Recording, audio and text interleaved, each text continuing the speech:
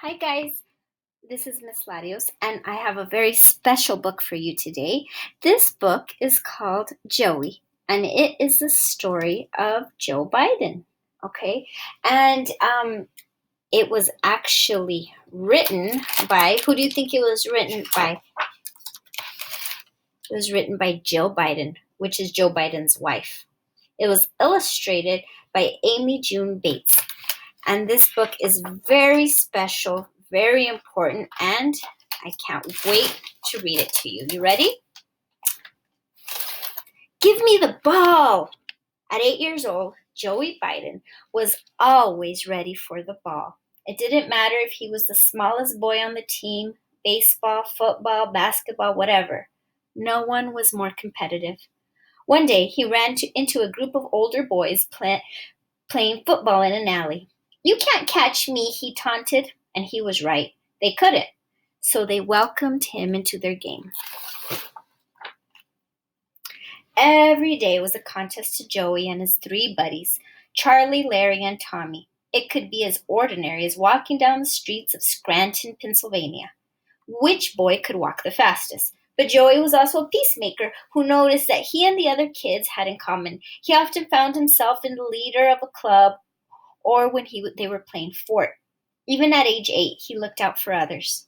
When his friend's father left for a week-long fishing trip, Joey went to visit his friend's mom.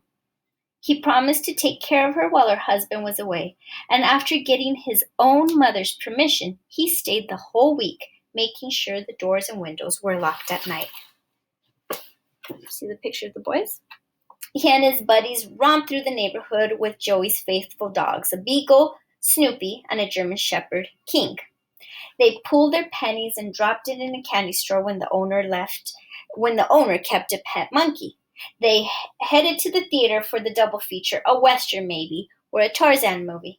On the way home, they reenacted thrilling scenes, hopping from rooftop to rooftop of the garages, or they pretended the ground was a seething swamp.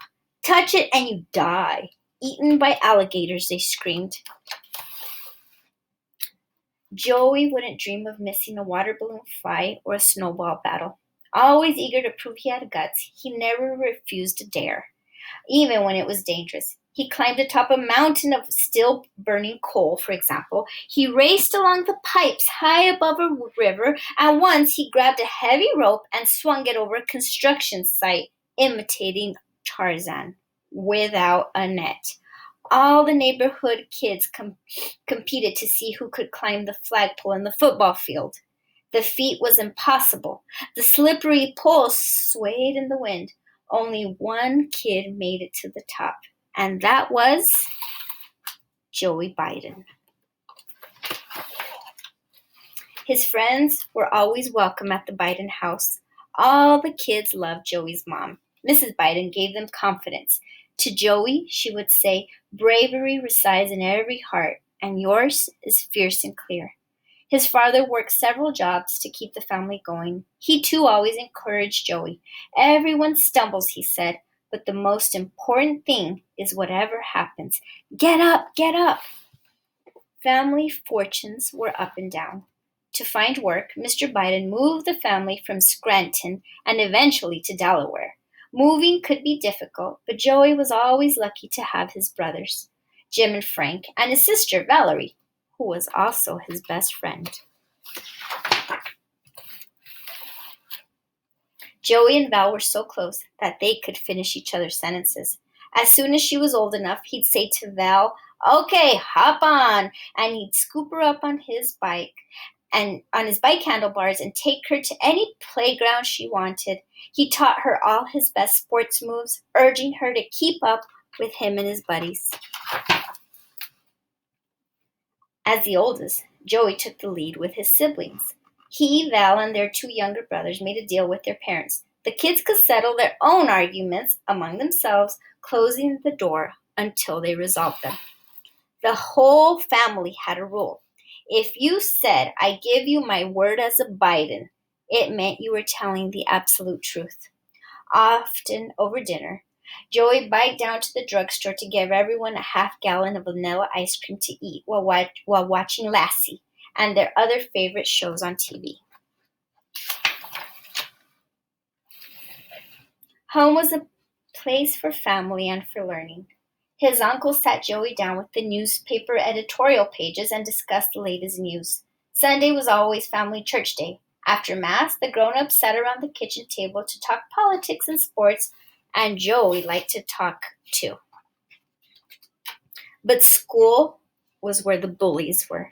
Joey's mind was always sharp and fast, but talking was something that was really difficult. He stuttered. The words would just not come out smoothly. Joey, it's because you're so bright, his mother would tell him. You can't get the thoughts out quickly enough. Kids made fun of him with cruel nicknames. They assumed he wasn't smart. Joey felt incredibly frustrated, but he remembered his father's words. Get up, get up. And instead of showing how hurt he felt, he fought with the boys who teased him. And he also defended others from bullies, keeping an eye out for kids who were being made fun of. He took heart from his father's words. Remember, Joey, you're a Biden. Nobody is better than you. You're not better than anybody else, but nobody is better than you. And Joey started thinking of ways to help himself talk more smoothly. Reading out loud in class was his biggest fear.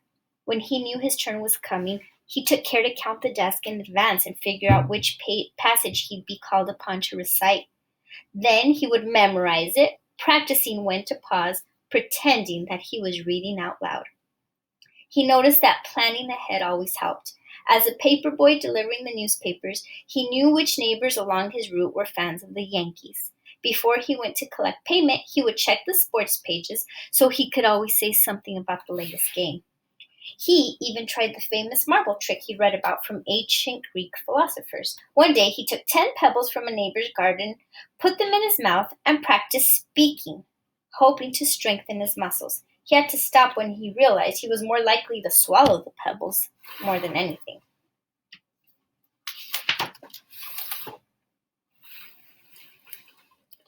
Joey went to Catholic school, where nuns were the teachers.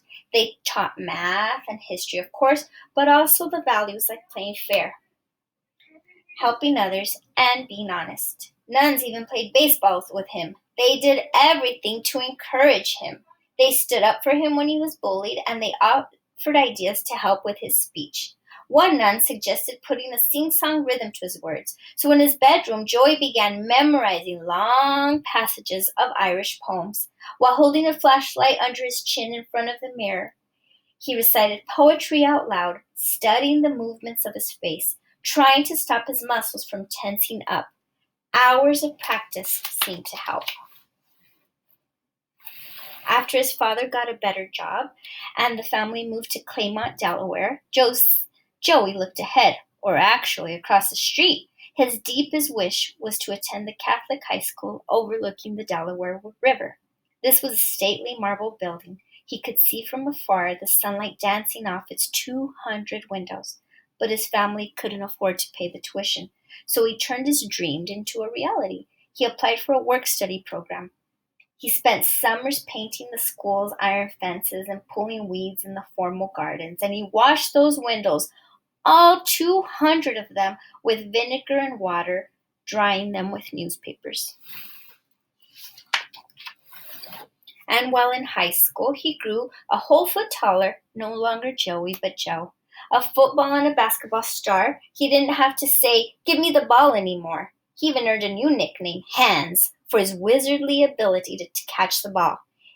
In his senior year, he led his football team to an undefeated season, even dramatically scoring the last touchdown himself.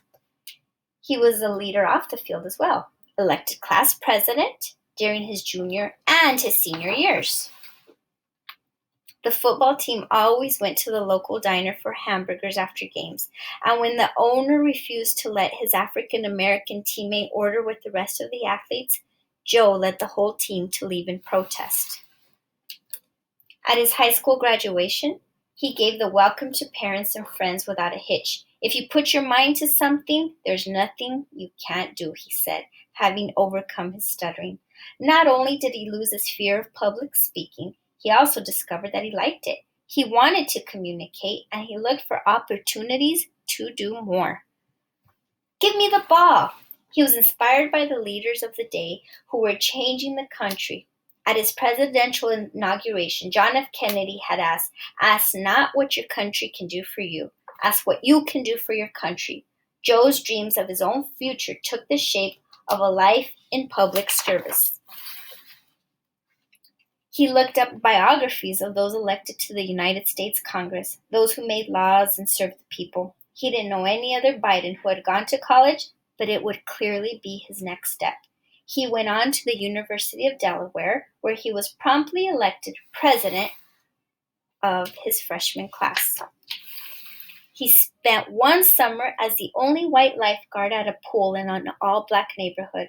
This was the time of segregation and the struggle for civil rights. While playing basketball with the other lifeguards, Joe learned firsthand about the struggles of Black America. After graduation from law school, Joe had things to say. Maybe he was just a regular guy, not rich, not privileged, but he dreamed big and saw himself as a leader, the best Biden I can be. Give me the ball. Only now, instead of sports, it was politics. And in 1972, he launched an unlikely quest to become senator from Delaware and serve in Congress. He was only 29. You couldn't even become a senator until you were 30. And Valerie managed his campaign, and his whole family helped while he threw himself into speaking with strength about making people's lives better. Give me the ball. Not a real ball, but a job in politics, and voters did. Against all the odds, Joe became one of the youngest people ever elected to the United States Senate. And as a senator, he was one of 100 people who handled serious responsibilities, like voting on what laws the United States should have. He was powerful and respected, always voted, most liked. He was reelected 5 times. Every day he commuted by train from Washington back and forth to his family in Delaware. The absolute most important thing is your family, he always told those who worked for him. And even after more than 3 decades of serving his country in the Senate, he was chosen by Barack Obama to run as vice president. They won, energizing the nation. Now, Joe was speaking more than just about anyone, representing the White House policies around the country and in 50 countries around the world. He served 8 years with distinction, leading President Obama to call him the best vice president America's ever had.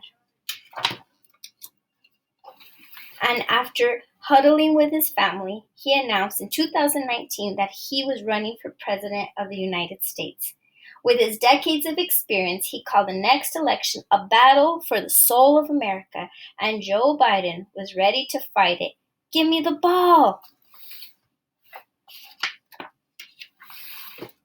And here he is as a little boy. And there's his sister and his brother. See all these pictures of him. There's a great timeline that you could see. And I can't wait for you all to check out this book from the library. All right, guys? I hope you enjoyed it.